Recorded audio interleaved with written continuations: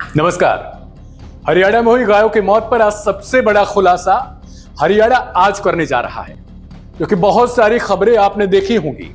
गायों की मौत पर 4 दर्जन से अधिक गायों की मौत हो गई थी और खबरें जो भी निकलकर आप तक पहुंची थी वो कैसे पहुंची थी मुझे नहीं पता, लेकिन आज की जो खबर है वो हर तरफ जो देख ली है उससे अलग है। शुद्ध, सपाट और बेबाक यही मिलेगा। पशुपालन विभाग को भी श्रद्धा सुमन अर्पित कर ही देते हैं, क्योंकि सबसे ज्यादा बड़ा वाला इनाम तो इसी विभाग को मिलना चाहिए। पशुपालन विभाग है, कितना लालन पालन गायों के करता है वो आप सबको पता होगा। ये हर रोज गायों के बारे में हालचाल लेते हैं। कैमरे पर तो ऐसे ही कुछ बोला उन्होंने। उनसे उनके चारे के बारे में भी पूछते होंगे कि भाई गौ माता कितना चारा आपको मिला है, इतना सही या नहीं।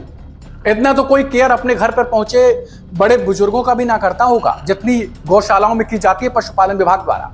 इतनी केयर की गई तो 45 गायों को अपनी मौत से इसका कर्ज चुकाना पड़ गया। हरियाणा आज का सवाल पूरे सिस्टम से है कि इन मासूम गायों का दोष क्या था।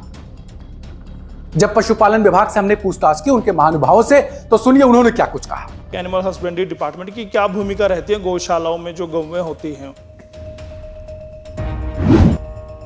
हमें डॉक्टर भेजते हैं ना, अब तक जो शुक्रवार तक जो आई थी वो हमने ऊपर भेज दी है सर, डीजी को भी और डीसी साहब को भी।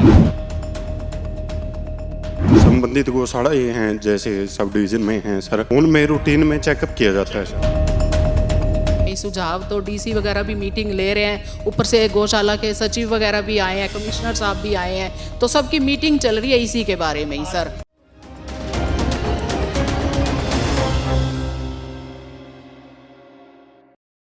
नमस्कार, स्वागत है आपका। और अब हम एनिमल हस्बेंड्री डिप्टी डायरेक्टर के पास पहुंचे हैं, ऑफिस में पहुंचे हैं। आप देख सकते हैं धर्मेंद्र कुमार के पास करनाल और कुरुक्षेत्र का चार्ज है। उनसे बात करेंगे कि आखिर क्या भूमिका गौशालाओं में एनिमल हस्बेंड्री डिपार्टमेंट की रहती है और किस तरह से वो उनकी सुरक्षा को लेकर, उनके स्वास्थ्य को लेकर जांच करते हैं, किस तरह से वो उन पर देख रेख रखते हैं, नज़र रखते हैं, क्या विभाग किस तरह की नज़र रखता है, वही हम बात करने की कोशिश करेंगे। और जैसे कि सूचना मिली है, अभी डीसी की ऑफिस में डिप्टी डायरेक्टर साहब पहुंचे हैं, लेकिन यहाँ पर सुपरिटेंडेंट मैडम हैं, उनसे बात करने की कोशिश करेंगे, उनसे जानेंगे कि आखिर भूमिका, इस विभाग की भूमिका क्या रहती है। क्योंकि 45 गौओं के, फूसगढ़ की गौशाला में 45 गौओं की हत्या के बाद से हर एक व्यक्ति संदिग्ध हो गया, हर व्यक्ति शक के दायरे में आ गया है। उसी पर बात करेंगे। चलो करो। तो सुपरिटेंडेंट मैडम हैं, उनसे बात करेंगे कि आखिर क्या भूमिका रहती है। जानना सिर्फ यही चाहेंगे कि मैडम, सुपरिटेंडेंट आप हैं, क्या नाम है आपका? गुरदीप कौर जी। गुरदीप कौर जी। मैडम, जानना इतना चाहते हैं कि भूमिका आपके डिपार्टमेंट की, एनिमल हस्बेंड्री डिपार्टमेंट की क्या भूमिका रहती है गौशालाओं में जो गौएं होती हैं?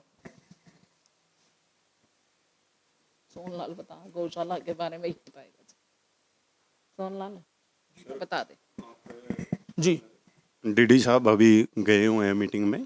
मुझे सिर्फ इतना जानना चाहता हूँ, एक बार उठिएगा, मैं आपसे सिर्फ इतना जानना चाहता हूँ कि जो गौशालाएं हैं उनकी देखरेख में, उनके जो गौएं हैं उनके स्वास्थ्य की देखरेख में किस तरह की भूमिका आपके डिपार्टमेंट की रहती है? किसी तरह की भूमिका भी है, या जिस तरह से आपको कुछ भी नहीं पता, मैडम को कुछ नहीं पता, उसी तरह से गौशालाओं के बारे में डिपार्टमेंट को कुछ नहीं पता?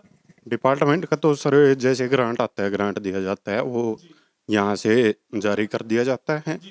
और संबंधित गौशाला ये हैं जैसे सब डिवीजन में हैं सर, उनमें रूटीन में चेकअप किया जाता है सर। किया जाता है कितने महीनों में किया जाता है, दिनों में किया जाता है, क्या सिस्टम रहता है?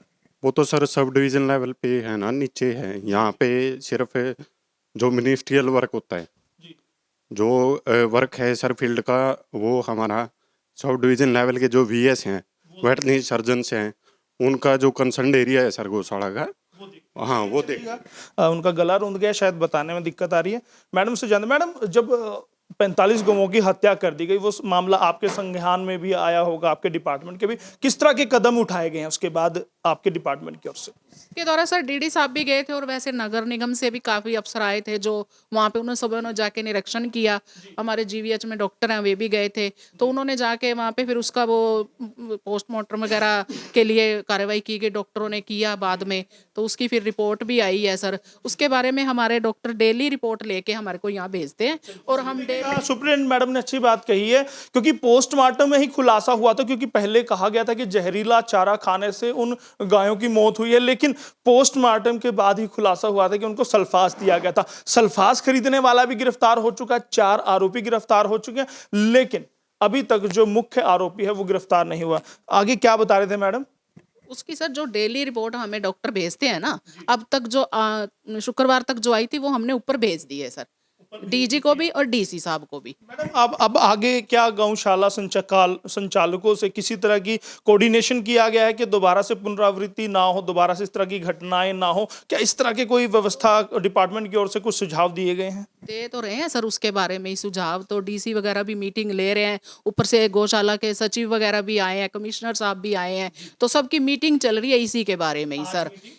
हाँ जी। बहुत बहुत धन्यवाद। देखिएगा, सुप्रिटेंडेंट मैडम थी, कहते हैं कि इस पूरे मामले को लेकर, क्योंकि मामला बड़ा संगीन था और इस पर लगातार बैठकों का दौर जारी है, अभी भी बैठक चल रही है, कोशिश करेंगे कि उस बैठक में भी आपको लेकर चलें, तो आप बने रहिएगा अभी हरियाणा आज के साथ, क्योंकि आपको हर वो जगह दिखाएंगे, हर वो व्यक्ति दिखाएंगे जो इस पूरे हत्याकांड में शामिल था, किन की लापरवाही से ये हुआ, और दोबारा से ऐसा कुछ ना हो इसके लिए क्या व्यवस्था सरकार कर रही है, क्या विभाग कर रहे हैं, क्या एनिमल हस्बेंड्री ने किया, क्या पुलिस विभाग ने किया, और क्या गो सेवक कर रहे हैं, वो भी आपको दिखाएंगे। और गौ सेवकों से बात कराएंगे जो अपनी जान पर खेलकर गौवों की जान बचाते हैं और इन दरिंदों से बचाते हैं, लेकिन 45 गौवों को नहीं बचा पाए।